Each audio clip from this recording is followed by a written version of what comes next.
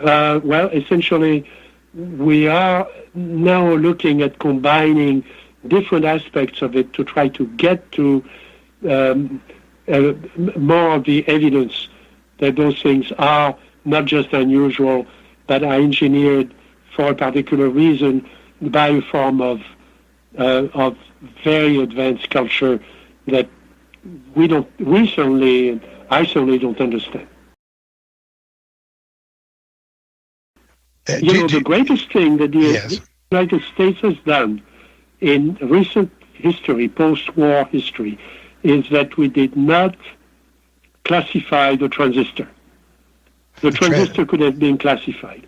In Russia, in the Soviet Union, the transistor, the invention of the transistor would have been classified. Because of the enormous advantage it gives you in electronics, in every field of electronics. And the U.S. chose to not classify the transistor. But we're classifying military observations of UFOs. And I think we should change that policy. We can talk about in the early years, in 1947, 1950, 53, I think it was justified to run classified studies, like some of the studies that I've been involved in bringing to the attention of the public, to the chagrin of a few people, because I bumped into studies that were kept secret that I felt should be declassified, and I went to the proper agencies, and the proper agencies agreed that they should be declassified, and they were declassified. But I respect the fact that at the time the classification was legitimate, and there may be cases, that are way above my level, where it's still legitimate to keep some of the data under wraps. But my point is that, we should think about that, because that is not the right way to get to an answer if we are dealing with a very, very advanced technology. But we've been studying things from UFOs for 40 years. And not only that, but we've published the results in scientific journals, like the Journal of the Society for Scientific Exploration, which is a refereed scientific journal. And some of those I've done, they've been done by other people, by Professor Jacques at Stanford, is a physicist who has openly done that research and published it. I've published my own research with him, and my own research on my own, and other groups have done that. What I've done is on my website, which is publicly available on the internet, with a full text of the studies. So I've studied 11 cases where there was either a crash of a UFO reported, and pieces were picked up legitimately, related to that object, not just that somebody picked up a pebble or a stone next to it. It was because we've eliminated those. Also cases where there is a situation that happens periodically where a UFO would be seen, like a typical saucer, that would go into violent oscillation as if it was going to explode. And then other objects come next to it and seem to be able to stabilize it, and then it ejects material, usually in a liquid metal. These are not metamaterials. Those are metals. It can resemble slag, ordinary steel slag, or aluminum or magnesium, and those can be picked up after they cool down, and after the object is gone. And the object doesn't crash in that case, it goes through some sort of crisis, and it ejects that material. Now, there could be reasons why you might want to have a propulsion system based on liquid metal. There are machines that we make that use liquid metal as a conductor for certain types of applications, for example, in energy generation. But they don't fly because usually those machines are pretty heavy. Now, so it's very interesting to look at that technology. It's very clearly a technology that somebody has invented and built. And it would be very interesting to find out how it works. There are, of course, rumors from Roswell and other places where the military came in and picked up everything they could find, and I believe it's in a lab somewhere that I don't have access to, and maybe that's legitimate, and maybe we should revisit that at some point, and I'll tell you why I think we should be revisiting those things. There are technologies and there are aspects of it that have not been released legitimately, I believe, and that are not going to be part of the public record.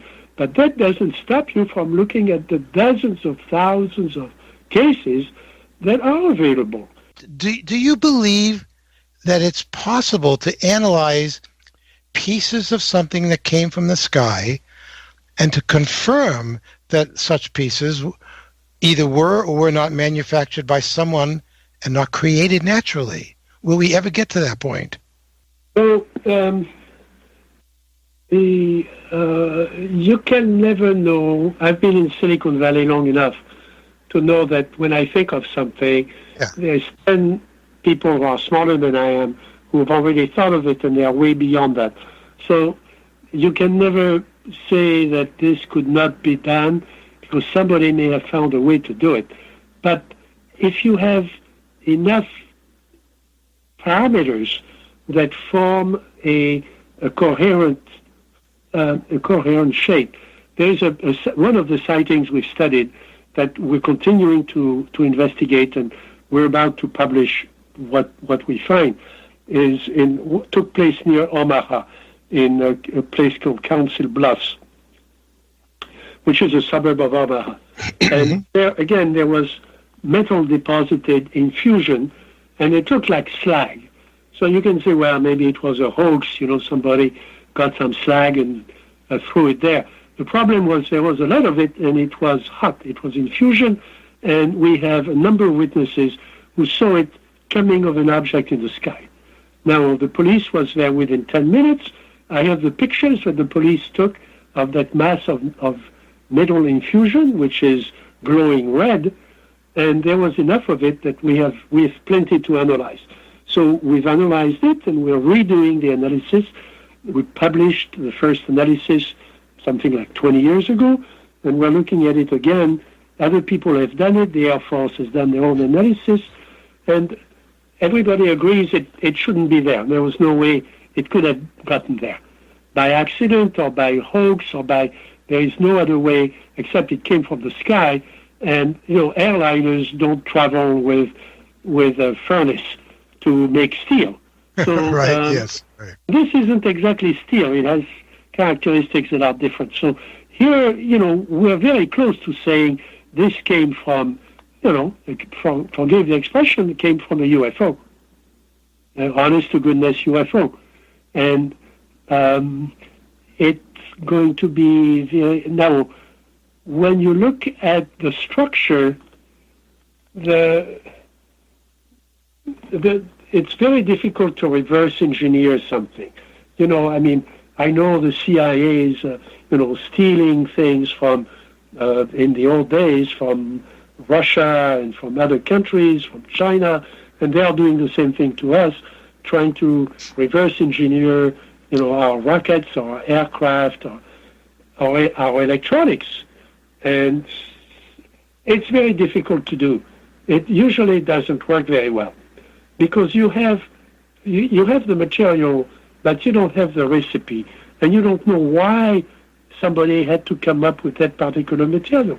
It may not even have been a good idea to come up with that particular material. So if you reverse engineer it, you might not gain anything. It's better to look at the principles and try to invent your own thing.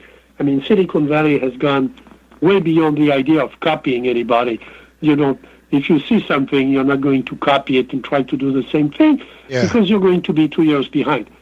When Intel comes up with a new integrated circuit, nobody's going to copy it. People will look at it and then they'll do their own, which will be the next generation. So otherwise, you're always trailing behind and you don't understand what's going on. So it's going to be the same thing here. Who's kidding? I mean, high technology is moving very, very fast.